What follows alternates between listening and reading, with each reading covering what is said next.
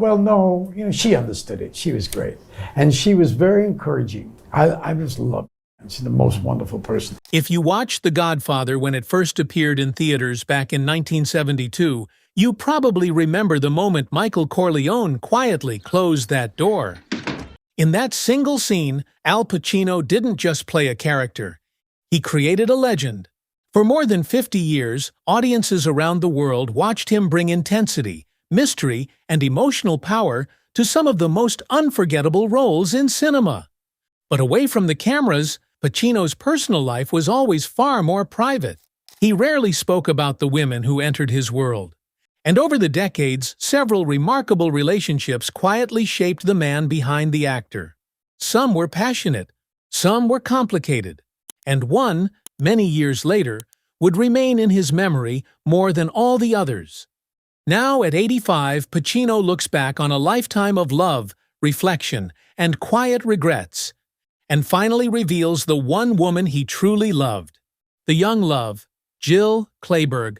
Long before Hollywood recognized Al Pacino as one of the most intense actors of his generation, he was simply a young man navigating the uncertain world of New York theater. The late 1960s were not glamorous years for Pacino. Money was tight, auditions were unpredictable, and success felt like a distant dream. But during that difficult time, someone entered his life who understood those struggles better than anyone. Jill Clayburgh. Clayburgh was intelligent, talented, and just as committed to acting as Pacino was. The two young performers met while moving through the same theater circles, sharing the same artistic ambition and the same uncertain future. Their connection formed naturally. Neither of them was famous yet. They were simply two actors trying to survive in a demanding profession that rarely guaranteed stability. Friends from those early years often recalled the quiet bond between them. Clayburgh admired Pacino's dedication and intensity, recognizing a rare seriousness in his approach to acting. Pacino, on the other hand, valued Clayburgh's warmth and emotional support during a time when rejection was almost a daily experience. When auditions failed or opportunities disappeared, she was often there to remind him that his talent mattered. For a while, their relationship represented something rare in the chaotic lives of young artists: balance. They encouraged each other's ambitions and shared the same belief that their hard work would eventually lead somewhere meaningful. Yet as Pacino's career slowly began gaining momentum, the demands of his craft grew stronger. Acting was no longer simply a dream. It had become the center of his life. Long rehearsals, intense preparation, and the relentless pursuit of artistic perfection left little space for a stable relationship. Gradually, their romance faded, not because of anger, but because ambition often demands sacrifice. Years later, Pacino would look back on that period with quiet gratitude. Jill Clayburgh had been part of his life when everything was still uncertain. But the woman who would truly shape his heart was someone he had not yet met. The Godfather romance, Diane Keaton. By the early 1970s, life was beginning to change rapidly for Al Pacino. After years of struggling in New York's theater world, he suddenly found himself cast in one of the most important films in Hollywood history, The Godfather. It was the opportunity that would transform his career forever. Yet, while the film would make Pacino a star, it also introduced him to a woman who would leave a lasting impression on his life: Diane Keaton. Keaton had already begun establishing herself as a unique and charismatic presence in Hollywood. Intelligent, expressive, and naturally charming, she brought a warmth to the set that contrasted with Pacino's intense and reserved personality. In the film, she played Kay Adams, the woman who loved Michael Corleone before power and violence changed him forever. Off-screen, however, a genuine connection quietly developed between the two actors. Their relationship grew slowly during the filming of The Godfather. Keaton was deeply fascinated by Pacino's dedication to acting. She often spoke about his extraordinary focus and the way he seemed completely absorbed by every role he played. Pacino, in turn, admired Keaton's openness and her ability to bring emotional honesty into both her performances and her personal life. Unlike many Hollywood romances, their relationship was not built on glamour or publicity. Instead, it felt personal and sincere, shaped by two actors navigating the sudden pressures of fame together. Keaton cared deeply for Pacino and believed strongly in his talent, even before the world fully recognized it. Yet Pacino remained a complicated man when it came to love. His devotion to acting often left him emotionally distant, and the demands of his rapidly growing career made long-term commitment difficult. Over time, their romance faded, but something rare remained between them, a lasting friendship and quiet respect that survived the passing of years. And though their love story never fully settled into permanence, Diane Keaton had already become one of the most important women in Pacino's life. But the final truth about his heart would take many more years to understand. The private love Tuesday Weld. By the mid-1970s, Al Pacino had already become one of the most respected performers in Hollywood. After the success of The Godfather and its sequel, his reputation as a serious actor was firmly established. Fame, however, did not change one important part of Pacino's personality: his deep preference for privacy. Unlike many celebrities of the era, he rarely discussed his personal life in public, and it was during this intensely private period that another relationship quietly entered his world, this time with Tuesday Weld. Tuesday Weld was already known in Hollywood as a striking and unconventional actress. She carried a mysterious aura that set her apart from many of her contemporaries. Intelligent, independent, and emotionally complex, Weld had a personality that naturally resonated with Pacino's own introspective nature. When the two spent time together during the 1970s, their connection felt different from the public romances that often dominated Hollywood headlines. Their relationship was largely kept out of the spotlight. There were no dramatic public appearances or sensational interviews describing their time together. Instead, it existed quietly, shared between two actors who both understood the pressures and loneliness that could come with fame.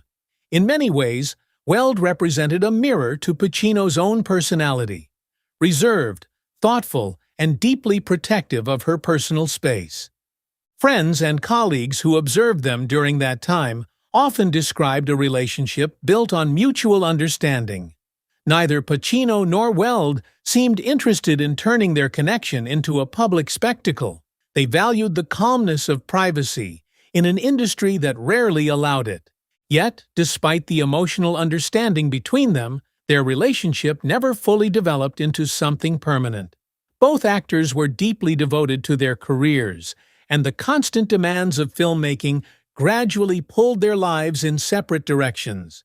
And so, like several relationships before it, this chapter of Pacino's life quietly faded into memory. But as the years continued to pass, the question remained: was there ever one woman who truly captured the heart of Al Pacino? The mother of his twins, Beverly D'Angelo. By the 1990s, Al Pacino had already achieved what most actors could only dream of. His performances had earned critical acclaim, global recognition, and an Academy Award. Yet despite his legendary status in Hollywood, Pacino's personal life had remained complicated and often unpredictable. Love had come and gone in different chapters of his life, but stability was something he had rarely experienced. Then, during the mid-1990s, another important relationship entered his world, this time with Beverly D'Angelo. D'Angelo was well known to audiences for her charismatic presence and memorable roles, particularly in popular films throughout the 1980s and early 1990s.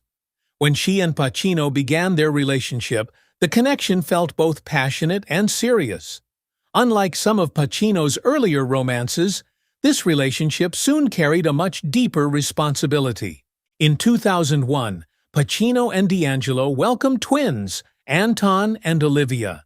For Pacino, becoming a father later in life brought a profound shift in perspective. For decades, he had devoted himself almost entirely to acting, often placing his career above personal commitments. But fatherhood introduced a new kind of emotional responsibility, one that no film role could ever replicate. Friends close to Pacino often noticed how deeply he cared for his children. The intense actor known for playing powerful and complicated characters was suddenly experiencing something quieter but equally meaningful: the role of a father. In many ways, D'Angelo had brought an entirely new dimension into his life. Yet despite the importance of their shared family, their romantic relationship eventually came to an end.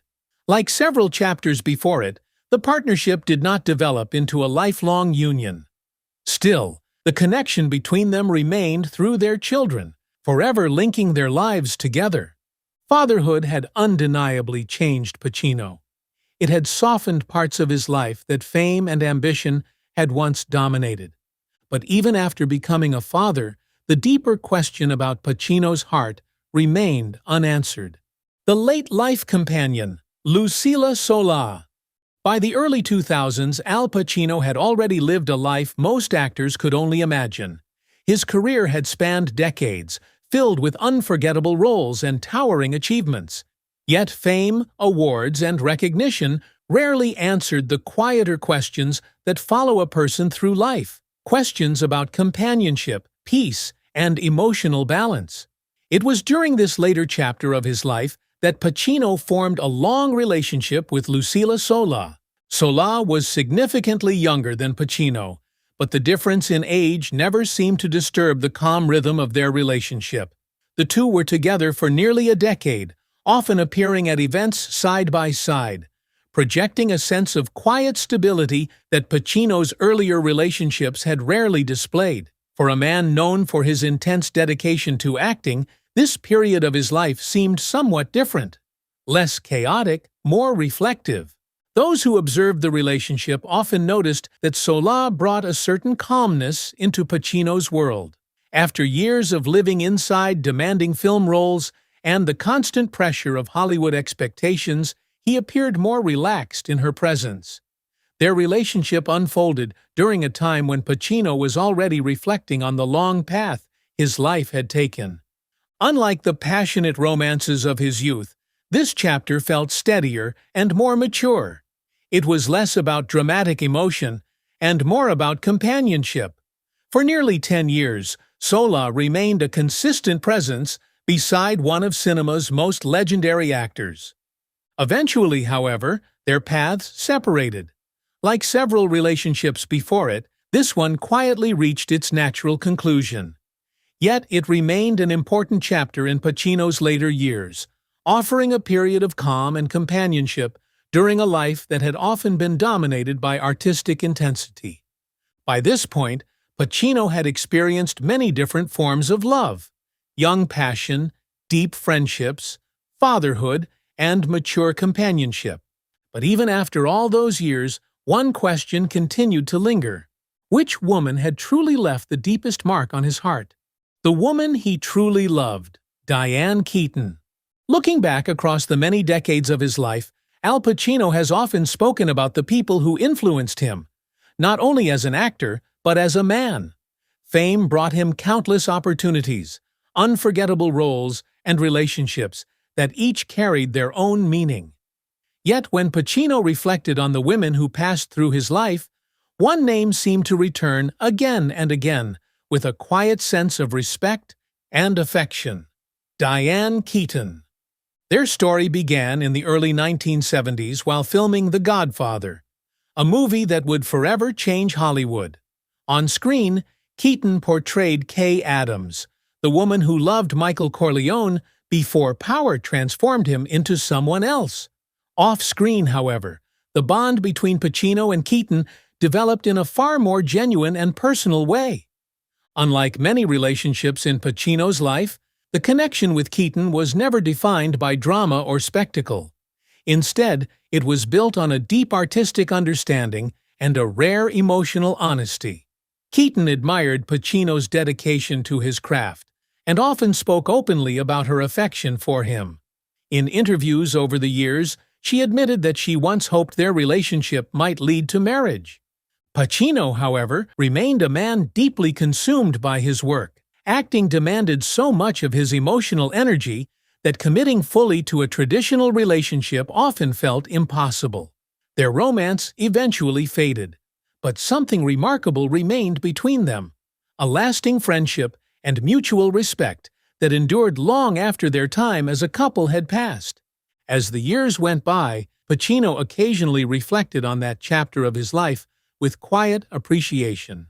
Keaton had understood him during a time when his career was just beginning to explode, when the pressures of fame were still new and confusing. Perhaps that was why their connection endured in memory, because sometimes the love that shapes us the most is not the one that lasts forever, but the one that truly understands who we are. After decades in Hollywood, countless unforgettable performances, and a life lived under the bright lights of fame, Al Pacino eventually came to understand something many people discover only with time. Success, awards, and legendary roles may define a career, but the relationships we experience often define the person behind it.